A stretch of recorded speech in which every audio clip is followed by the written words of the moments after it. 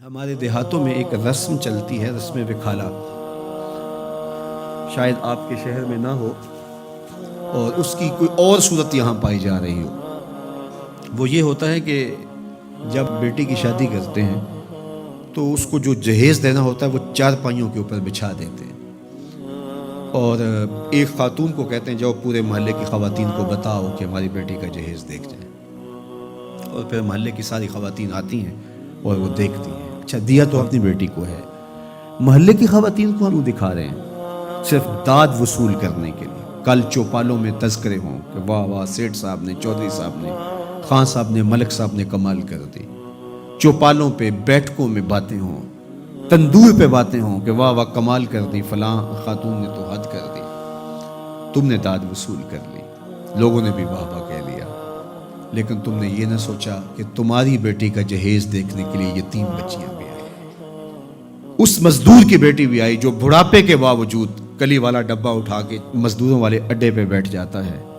اور اس کو بوڑھا سمجھ کے کوئی قبول نہیں کرتا، اور جوں جوں دھوپ چمکتی جاتی ہے اور دن چڑھتا جاتا ہے تو اس کا دل ڈول رہا ہوتا ہے، وہ آنے والوں سے چمٹ کے کہتا ہے مجھے 20 روپے 50 روپے کم دے دینا، مجھے لے جاؤ، لیکن اسے کمزور سمجھ کے کوئی ساتھ لے جانے کے لیے تیار نہیں ہوتا۔ تو پھر جب وہ ہاتھ میں ڈبہ اٹھائے واپس جاتا ہے تو کوئی جانتا ہے اس کے قدم کتنے بوجھل ہوتے ہیں؟ گھر کی دہلیز عبور کرنا پل صراط عبور کرنے کے مترادف ہوتا ہے اس کے لیے، اور اس کی بیٹیاں جو گھر میں دہلیز پہ بوڑھی ہو رہی ہیں اور انہیں صرف اس لیے قبول نہیں کیا جا رہا کہ وہ غریب کی بیٹیاں ہیں، جب اپنے باپ کو خالی آج بھی مزدوری کے بغیر آتا ہوا دیکھتی ہیں تو کوئی ان کے اندر کی گھٹن اور بے چینی کا اندازہ کر سکتا ہے؟ کوئی پیمانہ ہے آپ کے پاس جو اس کے درد کو ناپ سکے؟ تمہاری بیٹی کا جہیز اس مزدور کی بیٹیاں بھی دیکھنے آئیں، تم نے تو داد وصول کر لی، لیکن جو زخم ان کے کلیجے پہ لگے اس کا مداوا کس کے پاس ہے؟ تارا ٹوٹتا سب نے دیکھا، یہ نہ دیکھا ایک نے بھی، کس کی آنکھ سے آنسو ٹپکا، کس کا سہارا چھوٹ گیا۔ تو میرے حضور تو کس قدر نزاکت قلبیہ کا لحاظ رکھنے کی تلقین کرتے ہیں کہ اپنے گوشت کی خوشبو سے غریب ہمسائے کو بھی تکلیف نہ دو۔ سید سلیم گیلانی نے لکھا تھا کہ امیر آدمی آسائش نہ چھوڑیں، نمائش چھوڑ دیں تو غریبوں کی جان سوکھی ہو سکتی ہے، لیکن ہم اپنا طرز عمل بدلنے کے لیے تیار نہیں ہوتے ہیں۔ آج جو ایلیٹ کلاس کا طرز زندگی ہے اس نے غریبوں کی زندگی کو اور اوکھا کر دیا ہے۔ میرے حضور کو میرے رب نے اختیار دیا کہ اگر آپ چاہیں تو یہ بتا مکہ سونے اور چاندی کا بن جائے، لیکن حضور نے فرمایا نہیں، کہ میں جو ہے وہ فقر کی زندگی کو اختیار کرتا ہوں۔ آج غریب حضور کو دیکھ کر کے ایک تسکین پا جاتا ہے، اور اگر حضور کی سیرت کا یہ عنوان ہمارے سامنے نہ ہوتا تو پھر بتائیے آج غریب کے لیے جائے امان کہاں ہوتی؟ میرے حضور نے غریب کے دکھ مٹانے کے لیے ایک جملہ ارشاد کیا، سنیے ذرا، کیا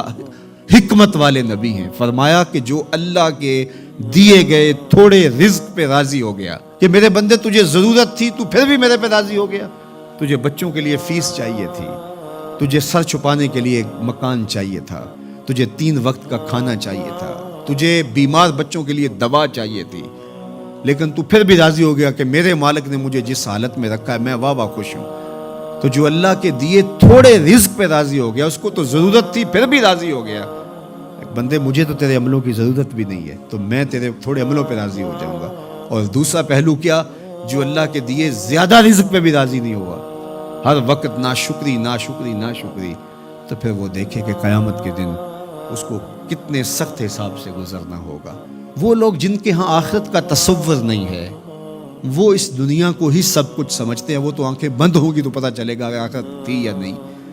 لیکن جن کا آخرت کا تصور موجود ہے ان کو یہ زیبا نہیں ہے کہ اپنی آخرت بارے میں کچھ نہ سوچیں۔ تو اللہ مجھے آپ کو حضور کی سیرت کے سانچے میں زندگیاں ڈھال دینے کی توفیق عطا کرے۔